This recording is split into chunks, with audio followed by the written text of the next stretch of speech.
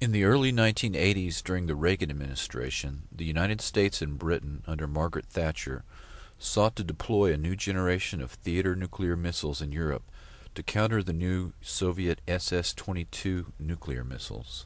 Many Europeans feared that their countries were in danger of becoming the battleground of a limited nuclear war fought between the United States and the USSR. The Greenham Women's Peace Camp movement mobilized thousands of protesters, mostly women and children, in an effort to surround the U.S. base and prevent the cruise missiles from being deployed.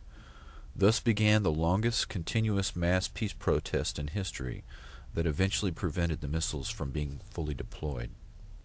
The Women's Peace Camp at Greenham Common, England, claimed that they were being attacked by U.S. electronic weapons from within the U.S. air base there.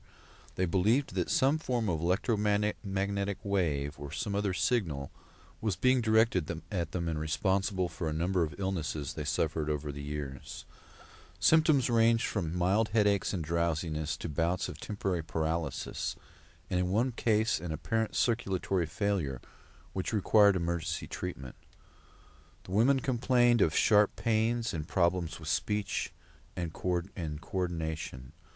A team of doctors from the Medical Campaign Against Nuclear Weapons compiled a report on the condition of the women. The women first noticed a pattern of illness that emerged in 1984. They discounted food and water poisoning as causes and suspected interference from inside the base.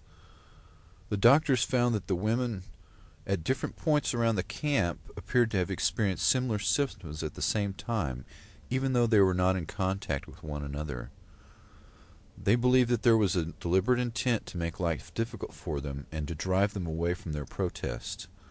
Some of the worst affected women now find it impossible to stay around the air base for more than a short period of time. The women at Greenham Commons suspected that more than one type of frequency of radiation was being used against them, and said that the symptoms varied from time to time and seemed to reflect what was taking place on the base. Large numbers of women have complained of sudden feelings of extreme tiredness shortly before major events such as the departure of cruise missile convoys and other occasions when their activities and protests may have proved awkward for the forces using the base. Electronics Today conducted a number of tests around the base in cooperation with journalists from other organizations, and the readings taken with a wide-range signal strength meter showed sharp increases in the background signal level near one of the women's camps at a time when they claimed to be experiencing ill effects.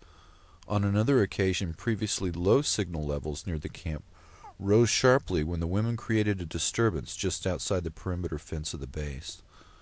Whether this had indicated an attempt to subdue the women by electronic means or was merely the use of radar system surveillance is impossible to say. The signal levels measured were well above normal background levels, but still within official safety limits. However, there is evidence from a number of sources that low levels of electromagnetic radiation can have harmful effects, especially when exposure takes place over a long period of time. British defense officials denied that there was any form of electric signal being used against the protesters. Kim Beasley of the Greenham Common Women's Peace Camp has compiled a fairly extensive catalog of effects that have resulted from low-frequency signals emanating from the U.S. base, apparently targeted at the women protesters. These include vertigo, retinal bleeding, burnt face even at night, nausea, sleep disturbances, palpitations, loss of concentration, loss of memory, disorientation, severe headaches, temporary paralysis, faulty speech coordination, irritability, and a sense of panic in non-panic situations. Identical and similar effects have been reported elsewhere and appear to be fairly commonplace amongst so-called victims. Many of these symptoms seem to be associated in medical literature with exposure to microwaves, and especially through low-intensity or non-thermal exposure. These effects have been reviewed by Dr. Robert Becker, twice nominated for the Nobel Prize, and a specialist in electromagnetic effects. His report confirms that the symptoms mirror those he would expect to see had microwaves been deployed and tested upon large numbers of people. In September of 1998, a lawsuit brought by the International Committee on Offensive Microwave Weapons was dismissed in the U.S. District Court in Washington, D.C.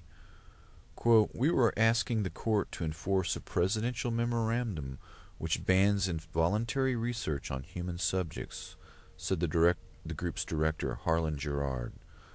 The Philadelphia-based organization had alleged that the Department of Defense and the Central Intelligence Agency have conducted such experiments in their efforts to develop weapons systems using electromagnetic frequencies, lasers, microwaves, and sound waves. The judge ruled that the group did not have standing to bring suit because the people alleged to have suffered from such testing were not members of Harlan Gerard's organization. The judge acknowledged that Gerard himself was a member, but stated that his own complaints were, quote, "too generalized and nonspecific to support a complaint," unquote. Gerard stated that his organization could not afford an appeal, and he said the committee plans to raise the matter with the Inter-American Commission on Human Rights.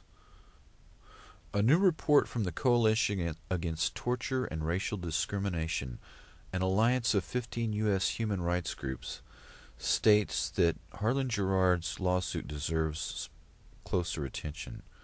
Quote, "Given the past history of secret experimentation by the government," the anti-torture group declares, "these allegations of continuing and ongoing government-sponsored human testing using electromagnetic weapons and radio frequency weapons should not be dismissed without more thorough, impartial investigation," unquote.